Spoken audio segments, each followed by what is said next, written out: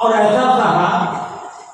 बुद्ध जी कहते थे ऐसा सहने मतलब ये नहीं कि मैं सहन कर रहा हूं। सहने का मतलब होता है ऐसा मन बना लेना कि मैं सहन कर रहा हूं, ये भाव मन में ना आने पाए। मैं सहन कर रहा हूं, यदि ये भाव मन में है तो कहीं न कहीं चोट लग जाएगी।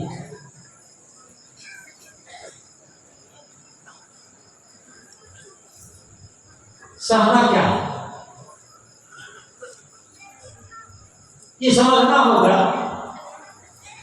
इस संसार में हर आदमी अपना अपना व्यवहार बरत रहे हैं, अपना अपना व्यवहार कर रहे हैं अपनी अपनी समझ बुद्धि के अनुसार। ये प्रतिकूल है, ये अनुकूल है, ये हमारे मन का आरोपण होता है। न तो कुछ प्रतिकूलता है न कुछ अनुकूलता है। जैसा हमारा मन होता है, हमारी मान्यता होती है, हमारी अपेक्षा होती है, उस अपेक्षा मान्यता के अनुसार ही हमें लगता है कि इन्होंने सही बात कही, इन्होंने गलत बात कही, इन्होंने प्रतिकूल व्यवहार किया, इन्होंने अनुकूल व्यवहार किया। कोई अपेक्षा ही नहीं है, कोई पकड़ ही नहीं है मन में, कोई मान्यता ही नहीं है मन में। फिर अनुकूलता प्रतिकूलता सब समता। सहने का मतलब है हर समय समभाव में जीना। और समभाव में जीने का मतलब है हानि और लाभ, सम्मान और अपमान का द्वंद्व मन को प्रभावित न कर सके। यदि मान और अपमान का भाव, निंदा प्रशंसा का भाव मन को आंदोलित कर रहा है तो इस सहना जीवन में उतरा नहीं है, अभी अधूरापन है। और हम इसी अधूरेपन में पूरी जिंदगी समाप्त कर देते हैं, सहना नहीं सीख पाते हैं। तो बाहर का भी सहना होता है और भीतर का भी सहना होता है। मुख्य तो सहना भीतर का है। जिन्होंने अपने मन को मार लिया, अपने मन का सहन कर लिया, मन के विचारों को दूर कर लिया, फिर बाहर का अनुकूल प्रतिकूल का व्यवहार कुछ कर नहीं पाएगा। तो गुरुदेव जी ने लिखा सहना हमारा काम है और जीवन भर ही वे सहे। गुरुदेव जी कहा करते थे साधु को 3 बात पर ध्यान देना है। सेवा,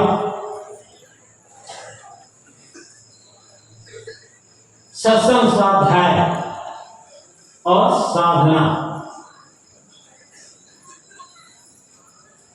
सेवा से चित्त शुद्ध होता है, अहंकार गलता है। सत्संग स्वाध्याय से ज्ञान पुष्ट होता है, ज्ञान की नई नई बातें सीखने समझने को मिलती है। और साधना से मन के विकार घटते हैं, आध्यात्मिक प्रगति होती है। गुरुदेव जी कहते थे जिस व्यक्ति का मन, जिस व्यक्ति के शरीर के अंग सेवा करने के लिए फड़फड़ाता ना हो, मन में सेवक उमंग ना हो, वो साधु नहीं हो सकता है। साधु वह है जो हर समय सेवा के लिए तत्पर रहता हो।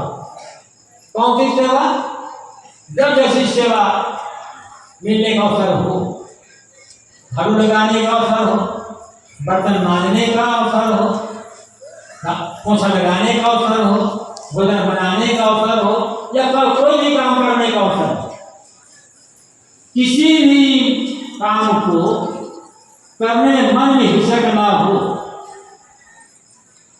और छोटे से छोटे काम जिसे कहा जाता है, उस काम को भी बड़ी प्रसन्नता के साथ यदि हम कर रहे हो तो समझना होगा अब सेवा जीवन में उतर गई है।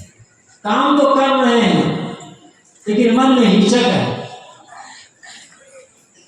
आप बहुत सिकोड़ करके काम कर रहे हैं, शिकायत करके काम कर रहे हैं, तो सेवा नहीं, मजबूरी है। और मजबूरी में कभी मन मजेगा नहीं, मजबूरी से संस्कार शुद्ध होंगे नहीं, संस्कार शुद्ध होंगे सेवा से। छोटा काम और बड़ा काम कौन सा? जिसे हम छोटा काम समझते हैं उसे भी करने वाला हमारे जैसा कोई मनुष्य होता है। और जो आदमी छोटे काम को प्रसन्नता से नहीं कर सकता, वो आदमी बड़े काम को प्रसन्नता से क्या कर सकता है? नीचे तो ऊपर उठा जाता है ना। अब गुरुदेव जी ने एक करके दिखाया, तो उन्होंने कहा नहीं सेवा सेवा।